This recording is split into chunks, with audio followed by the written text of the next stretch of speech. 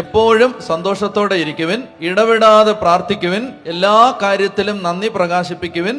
ഇതാണ് യേശുക്രിസ്തുവിൽ നിങ്ങളെ സംബന്ധിക്കുന്ന ദൈവഹിതം. ഇനി മറ്റൊരു വചനം കൂടി ഇതിനോട് ചേർത്ത് വായിക്കാനുണ്ട്. ഫിലിപ്പി ലേഖനം 4-ാം അധ്യായത്തിന്റെ 4-ാമത്തെ വാക്യം. നിങ്ങൾ എപ്പോഴും നമ്മുടെ കർത്താവിൽ സന്തോഷിക്കുവിൻ. എപ്പോഴും സന്തോഷിക്കണം. ആരിലാണ് സന്തോഷിക്കേണ്ടത്? നിങ്ങൾ എപ്പോഴും നമ്മുടെ കർത്താവിൽ സന്തോഷിക്കുവിൻ. അപ്പൊ നമ്മുടെ സന്തോഷം വെക്കേണ്ടത് കർത്താവിലാണ്. വേറെ ആരിൽ വെച്ചാലും ആ സന്തോഷം പതുക്കെ പതുക്കെ നഷ്ടപ്പെടും. അടുത്ത വാക്യം, ഞാൻ വീണ്ടും പറയുന്നു, നിങ്ങൾ സന്തോഷിക്കുവിൻ.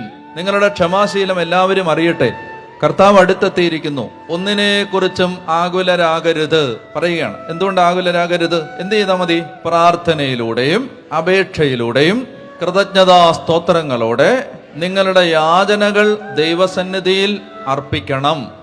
അതായത് കർത്താവിനോട് സകല കാര്യങ്ങളും പറയണം. എല്ലാ പ്രയാസങ്ങളും കർത്താവിനോട് പറയണം.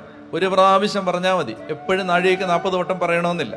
അതുകൊണ്ടാണ് ഞാൻ പറഞ്ഞത്, ഞാൻ എഴുതി വെക്കുമെന്ന് പറഞ്ഞു. ഒറ്റ തവണ എഴുതൂ, പിന്നെ ആ പഞ്ചായത്തിലേക്ക് തിരിഞ്ഞു പോലും നോക്കത്തില്ല. അപ്പൊ അതിനകത്ത് തീരുമാനം ഉണ്ടാവും. ദൈവം ഇടപെട്ടിരിക്കും. നമ്മൾ കർത്താവിനെ ഏൽപ്പിച്ച കാര്യമാണ്. അപ്പൊ അതാണ് പറയുന്നത്, നിങ്ങളുടെ എല്ലാ കാര്യങ്ങളും എന്ത് ചെയ്യണം? പ്രാർത്ഥനയിലൂടെയും അപേക്ഷയിലൂടെയും കൃതജ്ഞതാ സ്തോത്രങ്ങളോടെ നിങ്ങളുടെ യാചനകൾ ദൈവസന്നിധിയിൽ സമർപ്പിക്കണം.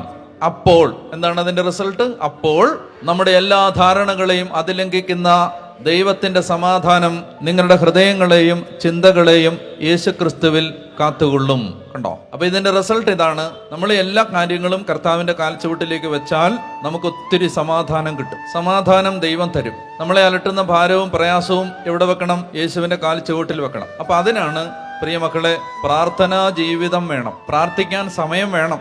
ഇപ്പോൾ നമ്മൾ സാധാരണയായി ചെയ്യുന്ന ഒരു കാര്യം എന്തെന്നറിയാമോ? നമ്മൾ നമ്മുടെ ദുഃഖങ്ങളും പ്രയാസങ്ങളും എല്ലാം നമ്മുടെ അകത്ത് ഇങ്ങനെ ഇട്ടുകൊണ്ട് നടക്കും. ചേച്ചിമാരാണെങ്കിൽ കുറച്ച് കരയുമായിരിക്കും. ചേട്ടന്മാർ അത്രയും പോലും ചെയ്യത്തില്ല. ആരോട് പറയില്ല. എന്ത് പ്രയാസം ഉണ്ടെങ്കിലും ആരോടും പറയില്ല. ഇങ്ങനെ തന്നെ കൊണ്ട് നടക്കും. എന്നാൽ എന്ത് ചെയ്യുക? അത് കർത്താവിനോട് പറയാമല്ലോ. കർത്താവിന്റെ സന്നിധിയിൽ അത് സമർപ്പിക്കണം. ഞാൻ മനസ്സിലാക്കിയ പ്രശ്നം ഇതാണ്. അതായത് ആളുകള് ഉള്ളിലിട്ട് ഇങ്ങനെ ദുഃഖിച്ചു നടക്കും. അതിനെക്കുറിച്ച് ആകുലപ്പെടും, ചിന്തിക്കും, ദുഃഖിക്കും, ആകുലപ്പെടും, ഭാരപ്പെടും. ദൈവത്തോട് പറയില്ല. എന്താ ചെയ്യേണ്ടതെന്നറിയാം? ഒരു പായ വാങ്ങണം, എന്നിട്ട് നിലത്തിരിക്കണം. ഇന്നത്തെ പ്രശ്നം എന്താണെന്നറിയാം? ഇന്നിപ്പോ നമ്മുടെ സൗകര്യം എല്ലാം കൂടിയതുകൊണ്ട് നിലത്ത് കുത്തിയിരിക്കുന്ന പരിപാടിയില്ല. നിലത്തിരുന്ന് പണ്ട് പ്രാർത്ഥിക്കുമായിരുന്നു. ഇപ്പൊ അതും ഇല്ലാതായി. ഇപ്പൊ എല്ലാവരും കസേരയിലും സോഫയിലും ഒക്കെയാണ്. ഇപ്പൊ കിടന്നുകൊണ്ടും പിന്നെ ഈസി ചെയറിലും പിന്നെ ഊഞ്ഞാലിലും ഒക്കെയാണ് പ്രാർത്ഥന. ഞാൻ ഈ പറയുന്നവർക്ക് ജീവിച്ചിരിക്കുന്നവരോ മരിച്ചവരുമായി യാതൊന്നുമായിട്ടും യാതൊരു ബന്ധമില്ല. ഉണ്ടെന്ന് നിങ്ങൾക്ക് തോന്നിയാൽ അത് തികച്ചും യാദൃച്ഛികം മാത്രമാണ്. അത് നിങ്ങൾക്ക് സൗകര്യമായിട്ടിരുന്നോ കുഴപ്പമൊന്നുമില്ല. പണ്ടൊക്കെ നിലത്തായിരിക്കുന്നത്. അപ്പൊ നിലത്തിരുന്ന് കൈയും കാലും എല്ലാം നൂരുമായിരുന്നു. ഇപ്പൊ കൈയും കാലും ഒന്നും അങ്ങനെ ജോയിന്റ് ഒന്നും അങ്ങോട്ട് വഴങ്ങത്തില്ല. കാരണം നിലത്തിരിപ്പില്ല. അപ്പൊ അതുകൊണ്ട് നിങ്ങൾക്ക് ആരോഗ്യം ഉണ്ടാവാൻ കൂടിയാണ് ഞാൻ പറയുന്നത്.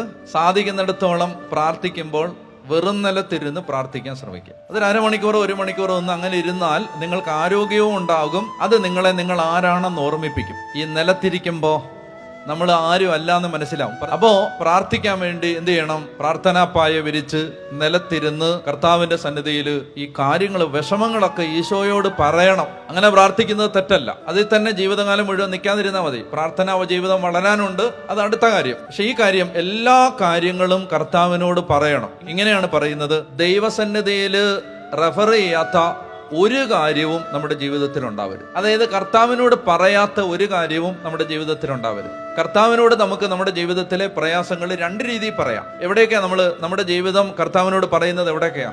1 കുമ്പസാരക്കൂട്ടിലും പറയാം, 2 പ്രാർത്ഥനാ മുറിയിലും പറയാം. ഈ 2 സ്ഥലത്താണ് നമ്മൾ നമ്മുടെ ജീവിതം കർത്താവിന്റെ മുമ്പിൽ. ഈ 2 സ്ഥലത്ത് സത്യസന്ധരായിരിക്കണം. അവിടെ ഒരു കള്ളത്തരവും കാണിക്കരുത്. ഈ 2 സ്ഥലത്തും നമ്മൾ ദൈവത്തോട് നമ്മുടെ ജീവിതം എന്താന്ന് തുറന്നു പറയണം.